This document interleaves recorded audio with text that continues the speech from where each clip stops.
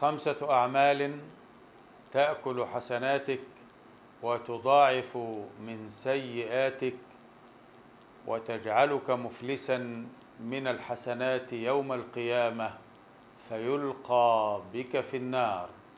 هيا بنا نتعرف عليها لنحذرها.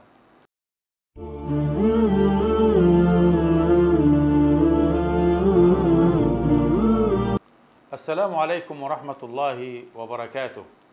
هذا اللقاء هو لقاء يوجه إلى المسلم التنبيه من رسول الله صلى الله عليه وسلم حبا منه للمسلمين، حيث أنه صلى الله عليه وآله وسلم سأل سؤالا وقال: أتدرون من المفلس؟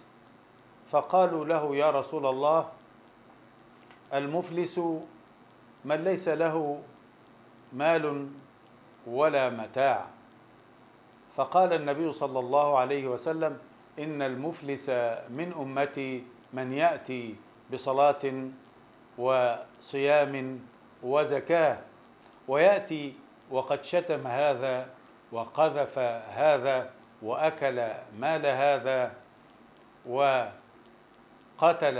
هذا أو وسفك دم هذا وقد ضرب هذا، فيأخذ هذا من حسناته وهذا من حسناته، حتى إذا فنيت حسناته أخذ من سيئاتهم وخطاياهم فوضعت عليه ثم قذف به في جهنم. وهكذا أيها المسلم الكريم، أول شيء يأكل حسنات الإنسان الخوض في أعراض الناس بالباطل، التعرض للناس بالقذف أو بالسب أو بالشتم، بإشاعة الفاحشة، بالأخبار الكاذبة التي ينشرها هؤلاء المغرضون. هذا الأمر يأكل حسنات الإنسان ويفنيها.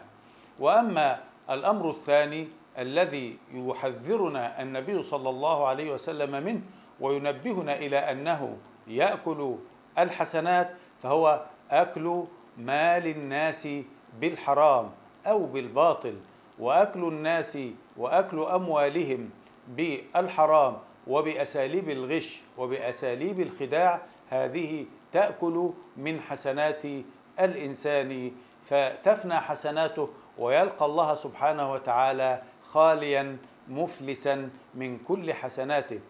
وأما الأمر الثالث والعمل الثالث والخلق الذميم الثالث الذي نبه عليه الرسول صلى الله عليه وسلم وبين أنه يأكل حسناتك، فهو سفك الدماء، وهذا من أخطر الأمور، والإرهاب هنا هو من أبواب سفك الدماء.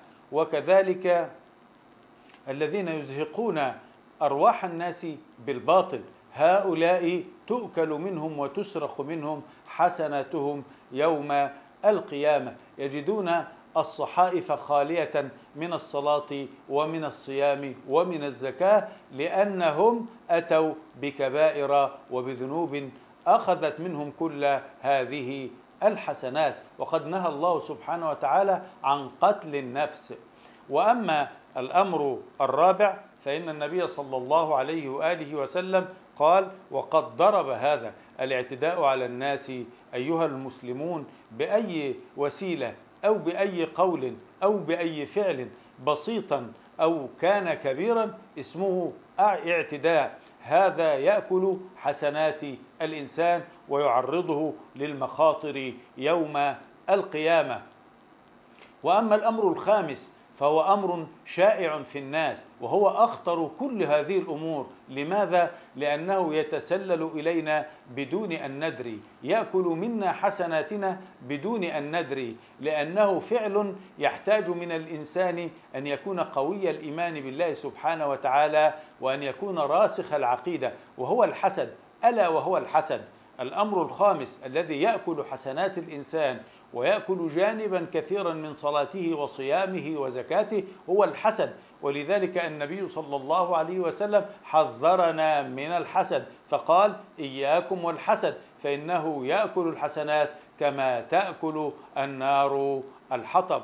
أيها المسلم الكريم، ليست المشكلة أن تؤكل منك الحسنات، ولكن المشكلة أكبر من ذلك، أن الحسنات إذا فنيت أخذ الله من سيئات من ظلمتهم ومن سفكت دمهم ومن قذفتهم ومن أكلت أموالهم ومن حسدتهم، يؤخذ من سيئاتهم فتوضع عليك، في النهاية تكون النتيجة أن يلقى وأن يقذف بك في جهنم. هيا بنا نتجنب كل هذه المساوئ وكل هذه القبائح، نتجنب قتل النفس وسفك الدم وأكل أموال الناس بالباطل، وأن نتجنب الاعتداء على الآخرين أو الخوض في أعراضهم، وأن نتجنب الحسد، وأن نسأل الله سبحانه وتعالى أن يوفقنا إلى الأخلاق الحسنة والفاضلة. والسلام عليكم ورحمة الله وبركاته.